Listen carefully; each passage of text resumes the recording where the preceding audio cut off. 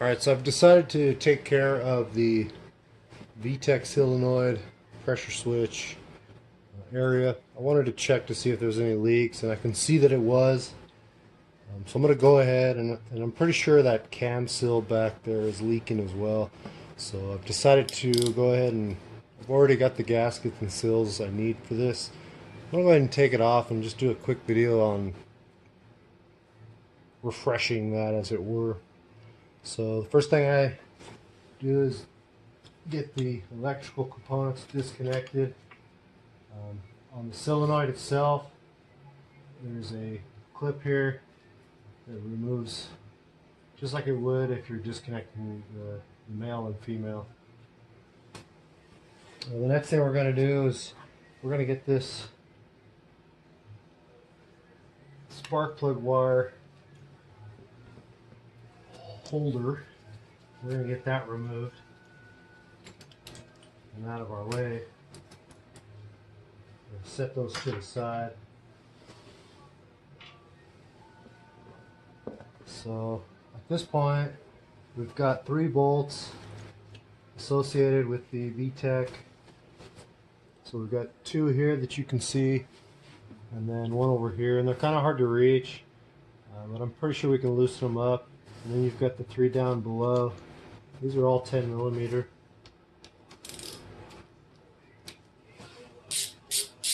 So I'm just going to loosen these so that I don't have to hold the entire assembly on the bench and then try to loosen the like 8.75 foot-pounds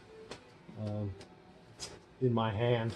So if we can just, with my wrench, and get those available to take off. So next, we'll come down, and I'll start with the lowest one. And it might be a good idea to have yourself a rag. I've already drained the system of oil, but it's probably going to leak no matter what a little bit. We can clean that up. And now these all should be the same, and as you can see that the bolt itself's already got a bunch of oil on it, so I'm pretty sure we've got some seals that have, or it's a good sign that the seals are bad. So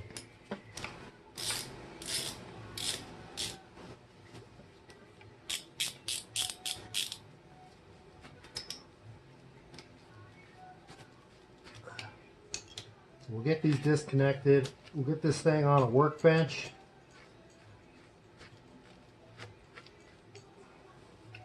And we'll take off all the seals, and we'll replace them with new, clean the area, and we'll go from there.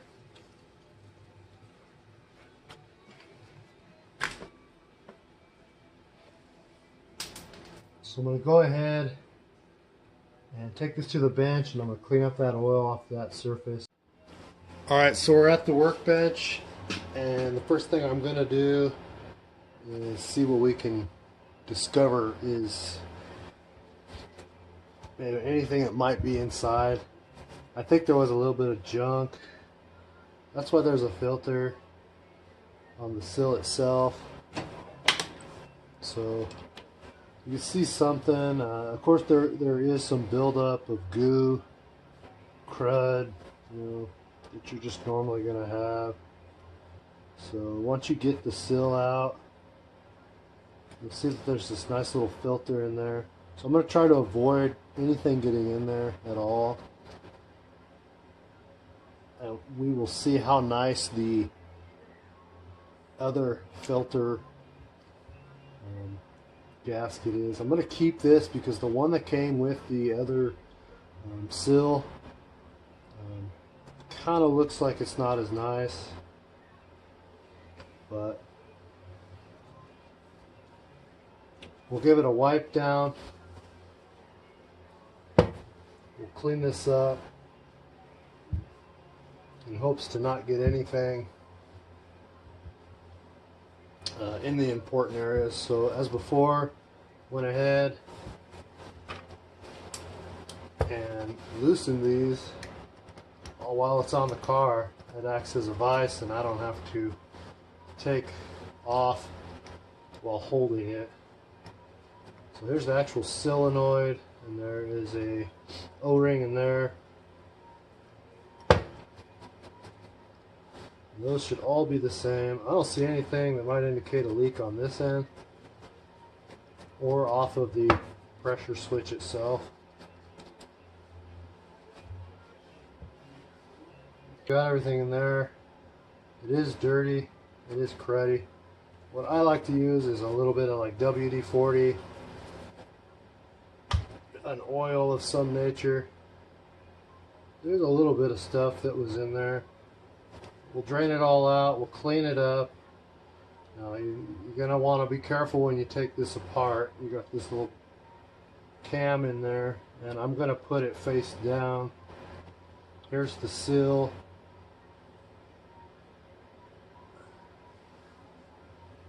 And you're going to have some internals. Let's see if she'll fall out naturally or she can give us some trouble. Still got some oil in it.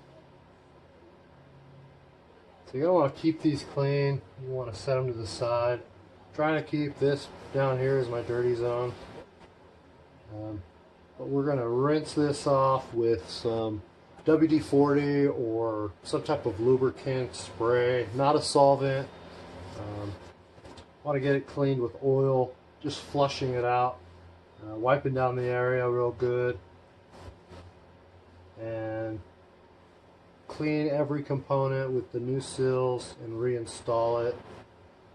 I'm going to clean it and I'm going to bag it up in, say, like a gallon bag or a quart bag with the bolts cleaned and this assembly good. I will clean the solenoid and its areas and surface, etc. Put the seal on, mount that back on, and then I will keep the seal for the